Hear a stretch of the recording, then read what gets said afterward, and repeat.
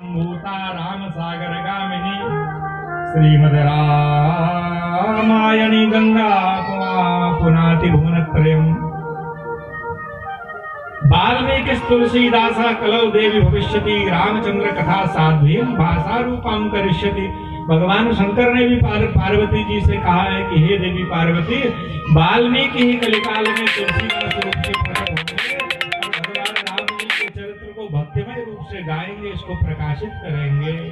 भाषा रूपां करिष्यति, भाषा माने बोलचाल की भाषा में, इसीलिए रामचरितमानस अवधी भाषा में लिखा गया, लोक भाषा में, ग्राम्य भाषा में। और जितने ग्रंथ हैं सब देवनागरी लिपि संस्कृत में।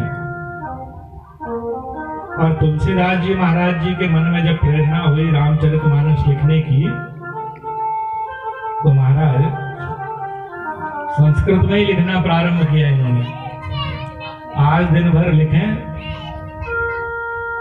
और सायंकाल में जब सोए तो सुबह देखें पन्ना खाली, कोरा, मिट जाए। अरे लगा कि कहीं कुछ जल वल गिर गया, नहीं, वो भी नहीं गिरा है।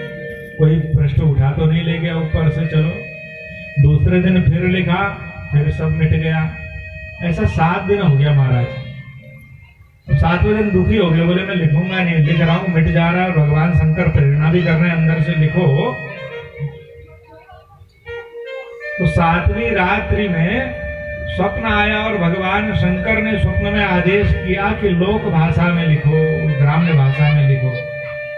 क्यों महाराज ग्राम्य भाषा में क्यों लिखूं? ग्रंथ तो संस्कृत में होते हैं। कोई ऐसा मत समझना तुलसीदास जी ने ये रामचरितमानस अवधी भाषा में लिखी हो तो उनको संस्कृत ना आती होगी।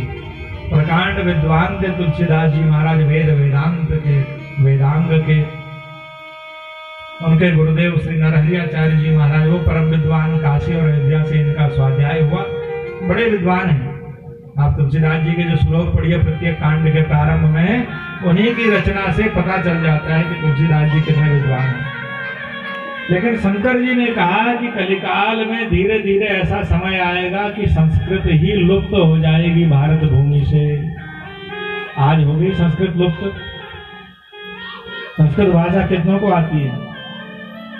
अब बच्चे पढ़ते भी हैं क्लास में तो अनिवार्य संस्कृत। अब तो पता नहीं वो भी है कि नहीं, ये कोर्स में हमको पता नहीं। पहले होता था अनिवार्य संस्कृत, थोड़ा बहुत 2-4 श्लोक नीति के, एक आध कहानियां, एक आध संधि वगैरह। या जो पढ़ते भी हैं हिंदी या संस्कृत साहित्य, उनके भी मन में रहता है कि पढ़ाई पूरी हो तो संस्कृतज्ञ बन करके नहीं, महाराज कोई मल्टीनेशनल कंपनी में ही जॉब मिल जाए। या केवल संस्कृत आज व्यक्ति इसलिए पढ़ रहा है कि संस्कृत से बीएड वगैरह कर लें, सीटेट निकाल लें तो कहीं संस्कृत के लेक्चरर की या टीचर की जॉब मिल जाए। नहीं तो रुचि नहीं है संस्कृत भाषा को जानने की या संस्कृत भाषा पढ़कर अपने अन्य ग्रंथों का शोध करने की ऐसी रुचि नहीं रह गई अब किसी में।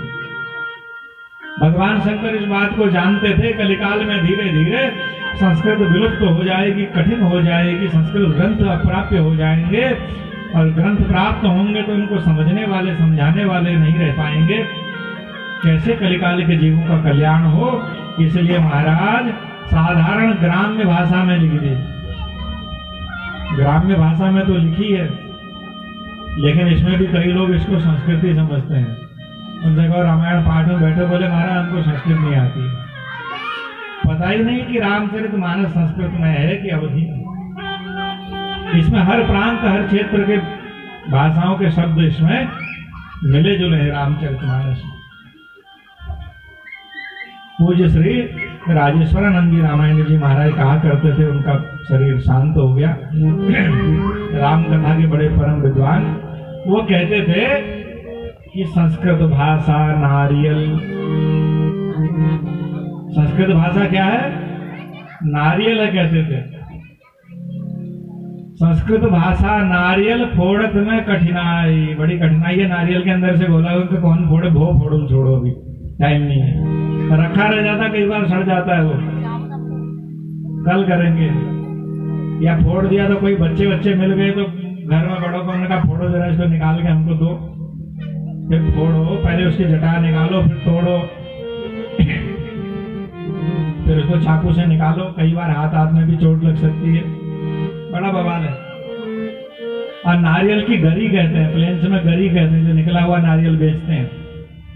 तो पूज्य श्री स्वामी राजेश्वरानंद जी महाराज कहा करते थे, संस्कृत भाषा नारियल फोड़त में कठिनाई, और गरी फोड़ तुलसी धरी जो चाहे सो खाए।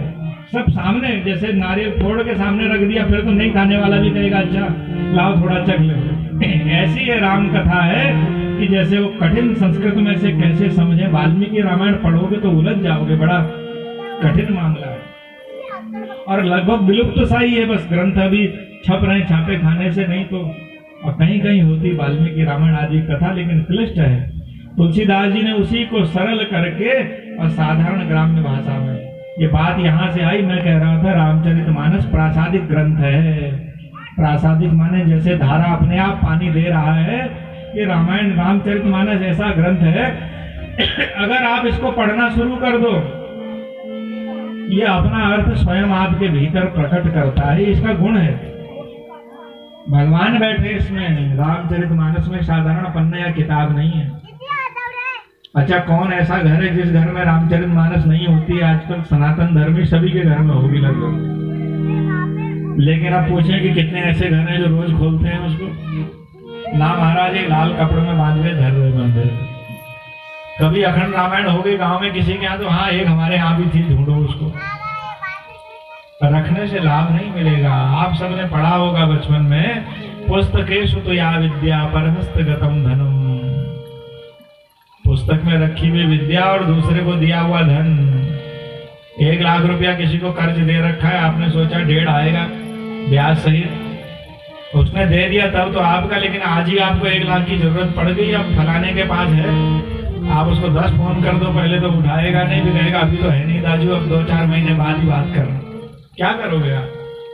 दूसरे के हाथ में दिया हुआ धन अपने काम नहीं आता जरूरत पड़ने पर। अब पुस्तकें जी मेरे पास सारी पुस्तकें सब ग्रंथ रखे हैं, लेकिन वो विद्या काम नहीं आएगी अगर पढ़ेंगे नहीं। सा विद्या या विमुक्त है या विमुच्यते, जो विद्या हमको मुक्त कर दे वो विद्या है। और वह विद्या इस रामचरितमानस में कूट कूट करके भरी हुई है। इस रामचरितमानस को केवल पढ़ ले। हमने अपने जीवन में एक ऐसी सन्यासिन माता जी का दर्शन किया, इसी उत्तराखंड में ही, ये आपका इधर लोहाघाट तरफ में।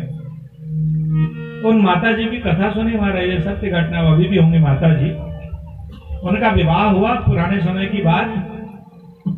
तो ब्याह होने के बाद में ससुराल में थोड़ा कष्ट वष्ट हुए, उस समय मोबाइल वगैरह तो था नहीं कुछ, तो ससुराल वालों ने थोड़ा मार पीट दिया और भाग जा कह दिया। ऐसी बहुत घटनाएं आप सुनते हैं, सब गांव गांव घर घर की कहानी है। वो बेचारी घर को तो वापस आई, लेकिन गांव नहीं गई। अब मैं सोचा मेरे माता पिता बड़े गरीब हैं, मेरे पीछे और इतने भाई बहन हैं, मैं गांव जाऊंगी, मेरे चक्कर में और बहनों का भी विवाह नहीं होगा। बड़ी विचारशील थी, तो वहां से एक पहाड़ पे चढ़ गई। चढ़ तो इसलिए गई, भूखे प्यासे अनशन करके वहीं शरीर छोड़ दी। वहां एक मंदिर दिखाई दिया तो वहां बैठ गई।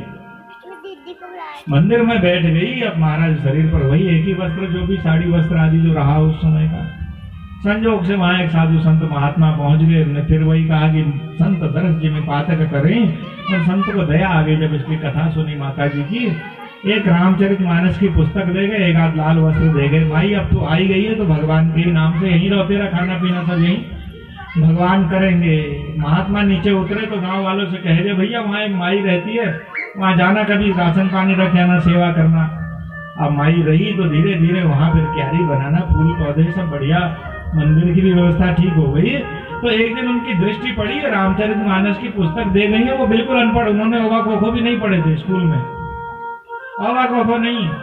ये चमत्कार सामने का, तो रोज उस रामचरितमानस को सामने रख के रोती, क्यों महाराज जी तो दे गए उनको गुरु ही मान करके, लेकिन मैं आपको पढ़ नहीं सकती हूँ। तो ऐसा कहते कहते उन माता जी की आंखें छलक आई और हृदय गदगद हो गया। उन्होंने बताया तो नहीं क्या घटना हुई, बोली सामने प्रकाश आया एक, और उस प्रकाश के बाद जब मैंने उस पुस्तक को खोला तो मैं वो ऐसा पाठ करती थी रामचरितमानस का, रोज पाठ करने वाले रामायण नहीं कर पाते थे वैसे। ये घटना उन माता जी ने हमें बताई।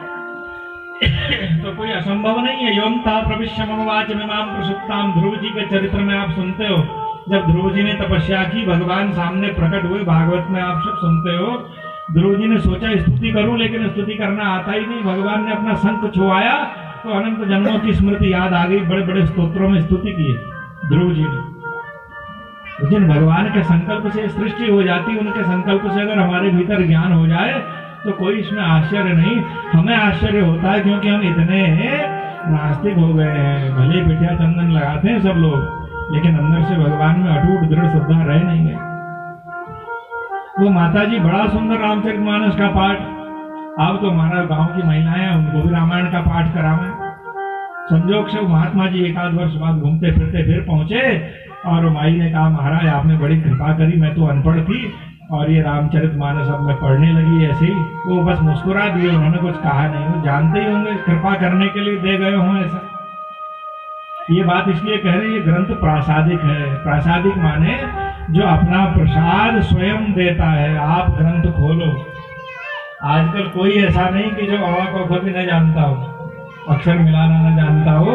घर में रामचरितमानस रखी है तो 2-4 चौपाई रोज का पढ़ो, बच्चों का भी अभ्यास बनाओ। आदि जीवन की समस्याओं का समाधान तो इस रामचरितमानस में ही मिल जाएगा। उत्तरकांड पढ़ोगे तो महाराज इस उत्तरकांड में कैसे जीवन को जिया जाए, क्या किया जाए, क्या न किया जाए, सब समाधान है। किसी दूसरे से पूछने जाने की जरूरत नहीं, ऐसी इसकी महिमा है। श्री राम जय राम जय जय राम, श्री राम जय राम जय जय राम, श्री राम जय राम जय जय राम, श्री राम जय राम जय जय राम। मंगल भवन अमंगल हारी, मंगल भवन अमंगल हारी। ओ प्रभु सुदशरथ अजिर बिहारी, प्रभु सुदशरथ अजिर बिहारी। मंगल भवन अमंगल हारी, मंगल भवन अमंगल हारी। उमा सहित देवी जगत पुरारी, उमा सहित देवी जगत पुरारी।